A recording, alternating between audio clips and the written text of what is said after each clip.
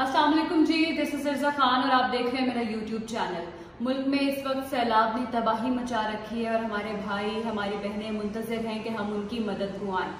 हम बहुत अरसे से सुनते आ रहे थे क्लाइमेट चेंज के बारे में कि वक्त ऐसे बदल जाएगा, मौसमी हालात ऐसे तब्दील हो जाएंगे कि जिन इलाकों में कभी ठंड नहीं होती थी वहाँ पर बहुत ज़्यादा सर्दी होने लग जाएगी, जिन इलाकों में गर्मी नहीं होती थी वहाँ पर बहुत ज़्यादा गर्मी होने लग जाएगी, बारिशें बहुत ज़्यादा होने लग जाएंगी, फ्लड्स आएंगे।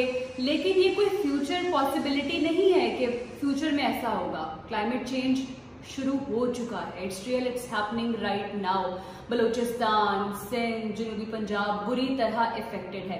बहुत सारी NGOs हैं, बहुत सारे लोग अपनी पर्सनल कैपेसिटी में रहते हुए लोगों की हेल्प करने की कोशिश कर रहे हैं। कैश की सूरत में भी बहुत सारे लोग उन्हें डोनेट कर रहे हैं और वो आगे उन तक पहुंचा रहे हैं। लेकिन बहुत सारे लोग जो कैश नहीं दे सकते या देना नहीं चाहते, उनके लिए और क्या तरीका है, वो किस तरह से फ्लड विक्टिम्स की हेल्प कर सकते हैं, उस बारे में हम आज बात करेंगे। तो सबसे ज्यादा जिस चीज की जरूरत है, अशद जरूरत है, वो है खाने पीने की अशिया की, क्योंकि लोगों को नहीं पता कि उन्हें next meal of the day भी मिलेगा या नहीं मिलेगा और कितने लोग अपने बच्चों को लेके भूखे सो जाते हैं। अब खुराक के लिए अगर आप सब्जियां भिजवा देंगे तो वहां पर चूल्हों का इंतजाम तो है नहीं, तो कोशिश कीजिए कि आप खुश्क खुराक वहां पर पहुंचाएं जो कि कैन्स में हो या पैकेट्स में हो या फिर ड्राई फ्रूट्स की सूरत में हो, जो कि 3-4 रोज उनके काम आ सके, जिसको पकाना ना पड़े।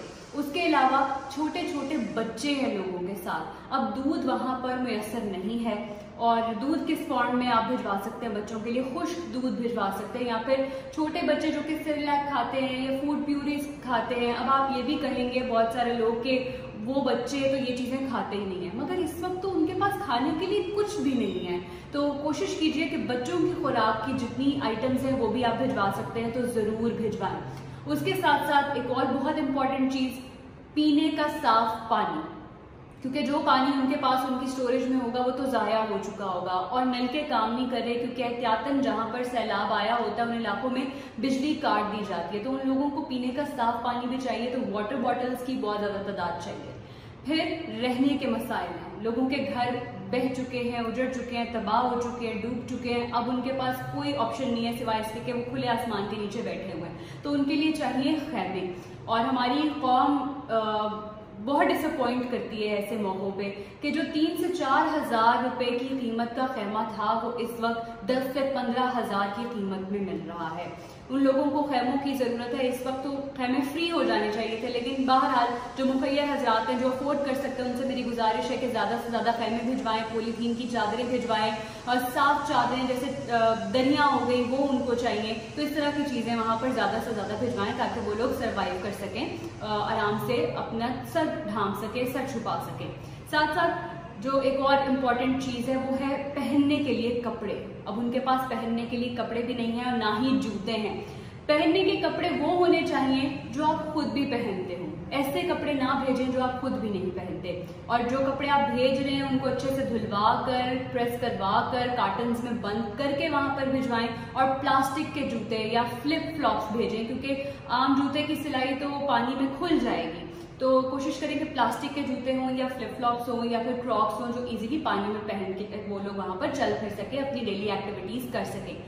मेडिसिन आर वेरी इंपॉर्टेंट, क्योंकि जहां पर सैलाब आया हुआ है वहां पर ताफुन भी फैल रहा है, एलर्जीज हो रही हैं, लोग बीमार हो रहे हैं, बुखार हो रहा है, नजला जुकाम, डायरिया, इस तरह की बीमारियां। तो उनसे बचने के लिए एटलीस्ट उनके पास कोई फर्स्ट एड होनी चाहिए, ऐसी मेडिसिन होनी चाहिए जो वो फौरी तौर पर इस्तेमाल कर सकें, तो मेडिसिन भी लाजमी भिजवाएं।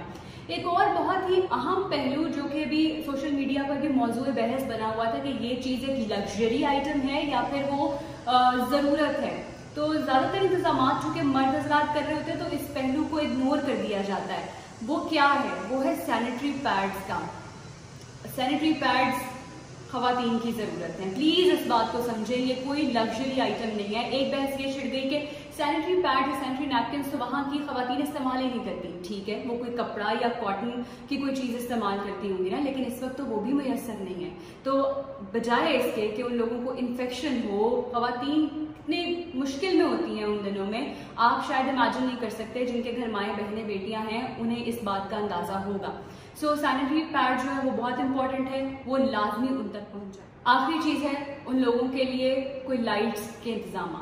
जैसे रात हो जाती है, मैंने आपको पहले भी बताया कि जब सैलाब या इस तरह की कोई आफत आती है तो बिजली एहतियातन उन इलाकों में मुनक़ता कर दी जाती है, तो उनके पास लाइट्स का कोई इंतजाम नहीं। तो कोशिश कीजिए कि लकड़ी, मिट्टी का तेल, मोमबत्तियां, माचिस भिजवाई जाए, क्योंकि चूल्हे जलने का कोई इंतजाम नहीं है, कम से कम वो लकड़ियां जला सकें। और इसके अलावा सोलर लैंप्स अगर हो जाए तो बहुत ही बेहतर है। सोलर लैंप्स के लिए ना बिजली रिक्वायर्ड है और ना ही उसको जलाना पड़ेगा, तो that's very easy to use. और आप डोनेट कैसे कर सकते हैं? बहुत सारी फाउंडेशंस काम कर रही हैं जिनमें मैं पर्सनली रिकमेंड करूंगी। अल खिदमत फाउंडेशन है, जेडीसी फाउंडेशन है, हैंड्स पाकिस्तान है, इन लोगों को डोनेट कीजिए। इसके अलावा सिटी 42 चैनल 24 उन्होंने एक कैंप लगाया हुआ है जहां पर वो पैसे नहीं ले रहे हैं, सिर्फ सप्लाईज ले रहे हैं। वो सप्लाईज उन लोगों तक पहुंचाएंगे। तो जितना हो सकता है ज्यादा से ज्यादा आगे आएं और इस मुश्किल वक्त में अपने बहन भाइयों की मदद करें।